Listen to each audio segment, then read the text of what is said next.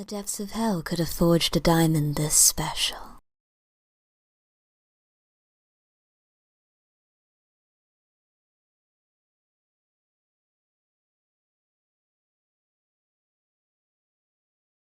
So we about to strap this load.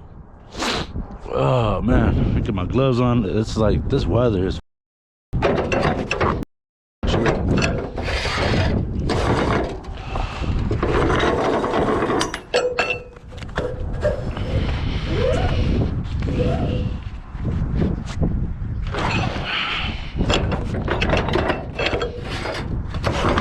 yeah. So I was talking with a trucker who had parked on my street I wouldn't say last night, but yesterday. And he said that he parked in the Walmart parking lot, like left his truck there, and they towed him out of there for 1,800 bucks. I guess Walmart called and had him towed. 1,800 bucks. I'm like, wow, thanks Walmart. You know, this is what truckers supposed to pull over and rest if they can't get to a rest stop, or they think that you know, especially in these times right now, like everybody should be helping each other. Like I see on some of these trucker websites that, you know, some businesses are actually staying open later exclusively only for truckers, or they're offering like amenities such as like they're having porta potties delivered for trucks to, you know, park in their parking lot, you know, and use the restroom. Some places are even offering, you know, 50% discounts for all truckers on food, you know, like meals and stuff. Like I think Sonic or something like that was doing it, Sonic restaurant. So I mean, like, this is how it should be, like not only during like times of crisis, but you know, throughout the year, because America relies, or every country relies, on trucks to move goods. And that's part of the reason why I got into the trucking industry. It's because if you think about it, from raw product, or raw material I should say, to the finished product, everything that you own, everything that you owned as far as like materialistic things, in one way, shape, or form have been moved by a big rig. So that's the way I see it. That's like the most logical thing to me. You know, let's say you got a pair of eyeglasses, those screws, the frames, the lenses, you know, the glass, the cutters to shape, you know, to shape your glasses, you know, your watches, everything have been moved by trucks. So we need, you know, people to understand that, you know, we're out here, not only are we trying to just make a decent, honest living, but most people don't realize is like we're away from our families more than the average person. So why give us a hard time at truck stops? Why charge us extra? You know, like, granted, yes, some of us do make, you know, decent livings, but that comes at a price, you know. And if you're not like a lone wolf and you don't have a family and all, yeah, it's cool, you know. But if you got a family at home, and you know, you just think of how many birthdays and graduations that the regular 9-to-5 people don't miss, and like all the accommodations that, you know, regular 9-to-5 jobs or 7-to-3 jobs accommodate for, you know, paid time off, sick leave, you know, 30-minute breaks, 15-minute breaks. You know, that's just for being in retail. You know, it's like, come on, you know, never mind us truckers, we're sitting behind the wheel, we got to stay focused, we got to stay, you know, conscious, and stay alert. And you know, when our truckers are overworked, you know, you'll see, you know, really bad accidents that normally end up with severe injuries, if not deaths, you know. And it's unfortunate. I heard a story a couple years ago.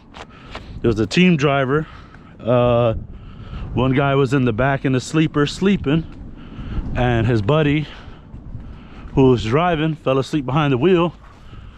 He drove into like one of the overpass bridge beams, and it crushed the entire cab, killed both of them in their sleep.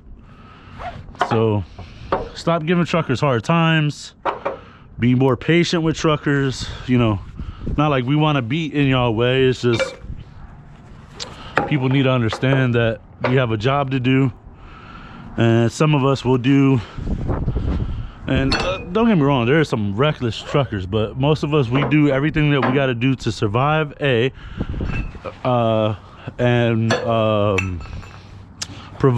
survive and to provide for our families and our loved ones back home, you know.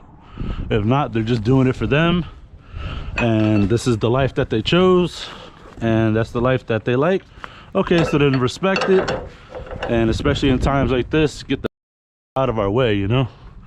We got a job to do. We got medical supplies to deliver. We got food and goods to deliver to stores, and you know, there's always going to be a demand for truckers. And people, I get questioned from, you know, family and friends, like, aren't you worried that when they bring the autonomous truck to the road that it's going to put you out of a job? And my short answer is simply put, no, because there isn't a machine that can do what I do. There's a machine that's created to, yeah, drive on the road and be just a steering wheel holder, which is, you know, most over the road truckers, where they're driving, and you know, once they shift into 9th or 10th gear or 12th gear, they're on the highway, and all they really got to deal with is traffic and breakdowns and delays and stuff like that. But when you do what I do, where you're, you know, going through city and small towns, and you know, an autonomous truck isn't gonna know the difference between the road on the GPS and what it can see with its camera. It's gonna do its calculations, and then, you know, a lot of the deliveries that we attempt, you know, a truck doesn't even belong there. But if the GPS says make left turn, the truck's gonna follow, and then, you know, next thing you know, the truck's gonna end up down somebody's driveway, and that customer's gonna be pretty pissed. I know, because it's happened to me before. So, you know, that's why what I do, we consider it specialty trucking, because it takes a special breed of person to do what it is that we do day-to-day basis, and run balls to the wall each and every day, you know, when needed, you know, or when needed, I should say. So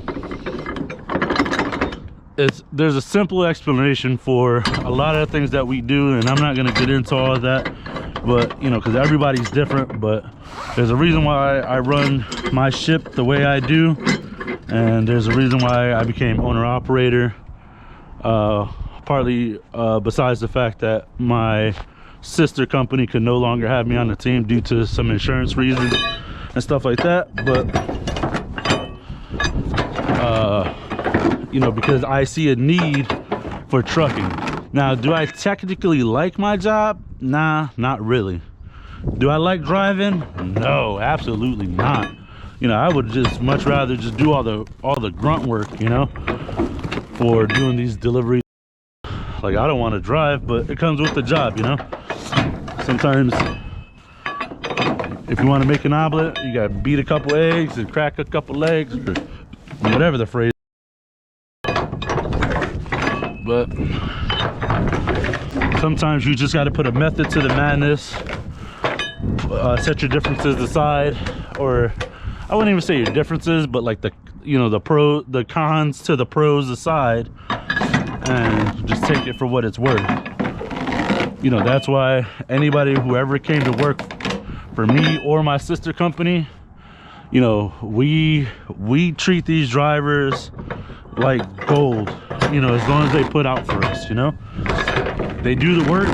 Once we grow and we start making extra revenue, we would love to pass on as much of that revenue to our drivers. You know, when we have what's called RRT, When we have RRT contracts, which stands for Rapid Response Team, it's basically on short notice, XPO or Home Depot or whoever hits us up and tells us, hey, we need a truck in, you know, let's just say Bridgeport, Connecticut. We need another driver out there. It's really busy, or we're down a driver, this, that, and the third. Can one of you guys pick up the slack and we pay you a higher rate for your troubles?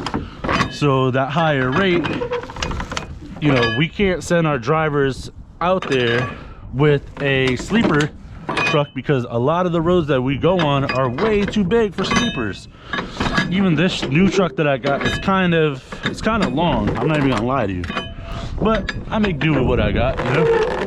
But yeah, we can't set them up in a sleeper, but guess what, they got room and board paid for each and every night on these RRT contracts.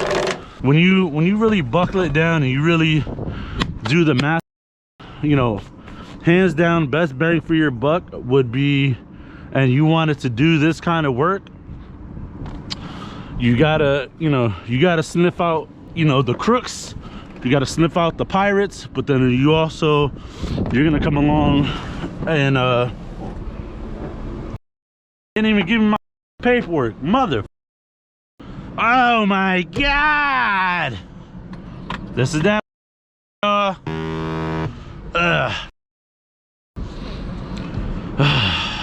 so yeah, long story short, gotta find a method to the madness. I'm gonna call, get my paperwork and be out. I'll see you on the deliveries. Out.